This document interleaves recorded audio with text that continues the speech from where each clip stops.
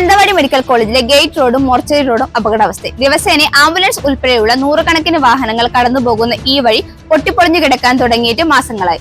Mananthavady medical കോളേജിലേക്ക് പോകുന്ന cross റോഡിന്റെയും mortuary റോഡിന്റെയും അവസ്ഥ അതിശോചനീയമായി തുടരുന്നു. റോഡിന്റെ പല ഭാഗത്തും ഗർത്തങ്ങളും കുഴികളും രൂപപ്പെട്ടിരിക്കുന്നു. ജില്ലാ ആശുപത്രി മെഡിക്കൽ കോളേജായി ഉയർന്നിട്ടും റോഡിന്റെ ഗുണനിലവാരം അതിനനുസരിച്ച് ഉയർന്നിട്ടില്ല.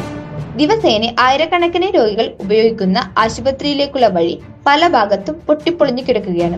ഈ ദുരിതാവസ്ഥ കാരണം പ്രതിസന്ധിയിൽ ആയിരിക്കുകയാണ് രോഗികളും നാട്ടുകാരും.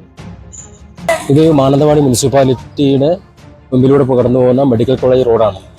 ഈ റോഡിന്റെ ശോചനീയാവസ്ഥ എന്ന് പറഞ്ഞാൽ വളരെ ഗുരുതരമായിരിക്കുന്ന അവസ്ഥയാണ്. രോഗികളെ കൊണ്ട് വരുമ്പോൾ വാഹനത്തിന് കടന്നു പോകാൻ കഴിയാതെ വണ്ണം വലിയ ഗർത്തങ്ങളായിരിക്കുന്ന റോഡാണ് ഇവിടെ ഉള്ളത്. ഇതിന് സർക്കാർ ഫണ്ട് വെച്ചിട്ടും ഉദ്യോഗസ്ഥന്മാർ പല ഫണ്ടുകൾ പലപ്പോഴും മാറ്റിമറിച്ചതിന്റെ ഫലമായിട്ടാണ് ഈ റോഡ് പണി നിർത്തിവെക്കപ്പെടേണ്ട വന്നിട്ടുള്ളത്. ഇന്നും ഈ റോഡിന്റെ പണി പൂർത്തീകരിക്കാൻ കഴിഞ്ഞിട്ടില്ല. വളരെ പ്രയാസകരമായിരിക്കുന്ന കാര്യമാണ്.